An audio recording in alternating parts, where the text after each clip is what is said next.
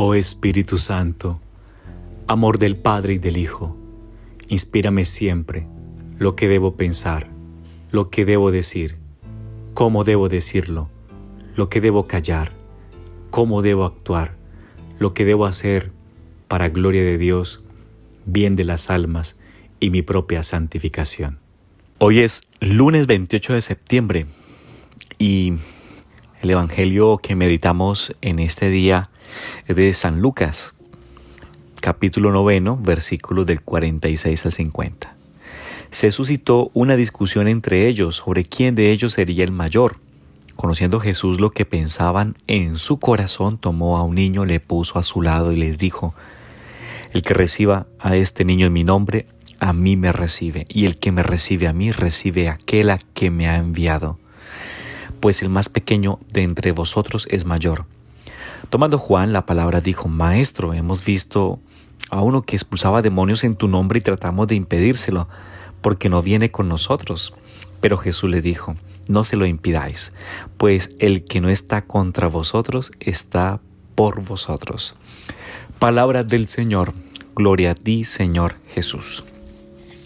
Bueno, seguimos meditando estas enseñanzas de Jesús. Y los evangelistas no ocultaron esas faltas de los apóstoles. Notamos hoy en el Evangelio. Y el Señor, con paciencia, ¿qué hace? Sigue enseñando, sigue corrigiendo cuando es preciso. Por ejemplo, cuando Santiago y Juan pidieron a Jesús que hiciera bajar fuego del cielo y consumiera a los samaritanos que no quisieron darle hospedaje, pues también allí son corregidos por el Señor por ese deseo de venganza, y les dice que el celo por las cosas de Dios no debe ser áspero ni violento. Y en el pasaje de hoy pues se ve claramente que los apóstoles abrigaban ambiciones demasiadas humanas y tenían entonces en su corazón esas ambiciones. Y para corregir su orgullo, nuestro Señor les pone delante a un niño, dice, exigiéndoles que si quieren entrar en el reino de los cielos sean por voluntad de los que por voluntad lo que los niños son por edad. Es decir, los niños se caracterizan por su incapacidad de odio y se ve en ellos una total inocencia en lo que mira a los vicios. Son sencillos y se abandonan confiadamente. Por eso recibir a un niño en el nombre del Señor acoge a Jesús mismo. Porque los niños son reflejo de la inocencia, de la sencillez, de la pureza, de la ternura del Señor. Y en los apóstoles Cristo nos ha enseñado a nosotros también discípulos de Él, pues corrigiendo nuestra inclinación a buscar lo que nos hace importantes y mayores. Y el Señor corrige esta actitud exclusivista e intolerante de sus discípulos, y estos pues asimilaron la enseñanza de su Señor, rectificando al ampliar los horizontes. Al principio, pueblerinos y estrechos, y de su misión apostólica hasta convertirlos en unos horizontes sin límites. Y es Jesús que nos muestra a nosotros, cristianos de este siglo XXI, todo el nuestro para ser apostolado. Y como los apóstoles, aprendamos de Jesús que hay que alegrarse de que otros también trabajen en la viña del Señor. Y los apóstoles, en segundo lugar, con humildad recibieron las enseñanzas de Cristo. Y es que esta virtud es una de los pilares del Maestro y también de la vida cristiana. Decía San Agustín: si me preguntáis qué es lo más esencial en la religión y disciplina de Jesucristo, os responderé: lo primero, la humildad; lo segundo, la humildad; y lo tercero, la humildad. Es decir, Cristo se pudo poner, por ejemplo, de todas las virtudes: obediencia, justicia, imprudencia, fortaleza, castidad, humildad. Pero cuando dijo que aprendiéramos de Él, se refirió sobre todo a la humildad. Aprended de mí, que soy manso y humilde de corazón. Ya nos los ha dicho en unas semanas, en unos días atrás, en nuestras meditaciones. Pues toda su vida es un ejemplo de humildad. Humildad, por ejemplo, en Belén, donde tuvo por cuna un pesebre, y que pudo elegir el lugar donde nacer, ¿no? Humildad también en Nazaret, donde pasa por uno más de los habitantes de aquella pequeña aldea, que es Señor de todo lo creado. Humildad en su vida pública, pues fue predicando el reino de los cielos con mansedumbre. Él, que es el único que tiene palabras de vida eterna. Humildad en su entrada a Jerusalén, el día de Ramos, montado en un borrico. Él, que por ser rey del universo podría haber elegido otro trono, Humildad en la pasión, donde es tratado como malhechor, Él que es la inocencia. Y humildad en el sagrario, donde está a nuestra disposición, escondido en las especies eucarísticas, Él que es pan de vida. ¡Qué grande la humildad de nuestro Señor Jesucristo! Y por eso pidamos finalmente humildad.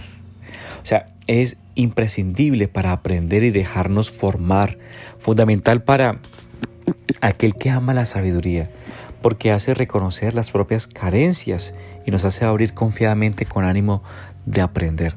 Nos ayuda a conocer simultáneamente nuestra miseria, nuestra grandeza.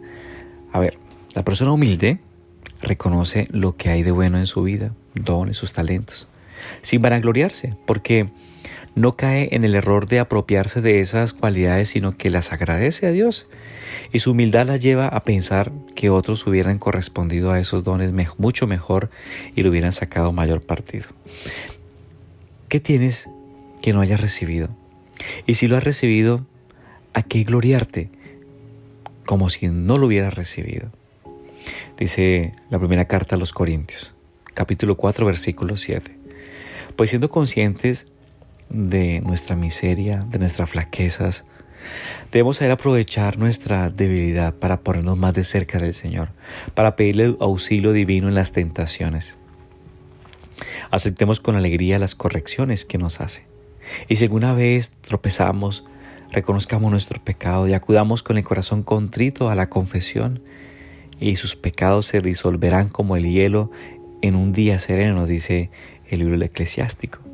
Sin embargo, el soberbio, que por su corazón obstinado nunca ve nada de qué arrepentirse, pues acumulará pecado tras pecado. Con humildad los errores no nos apartarán de Dios, nos llevarán a decir: es mi culpa, Señor. Solo cuando se es humilde hay capacidad para el arrepentimiento, para reconocer los errores cometidos. Ejemplos claros de humildad, por ejemplo, son el rey David, San Pedro. El primero, pues compuso ese salmo miserere, el 50, en el cual acude a la misericordia de Dios, pues reconoce que ha pecado. Y el apóstol lloró amargamente su pecado con verdadero arrepentimiento. ¿Y cuáles son los medios para vivir esta virtud? Medios para mejorar en la humildad. Pidámosla con la insistencia del Espíritu.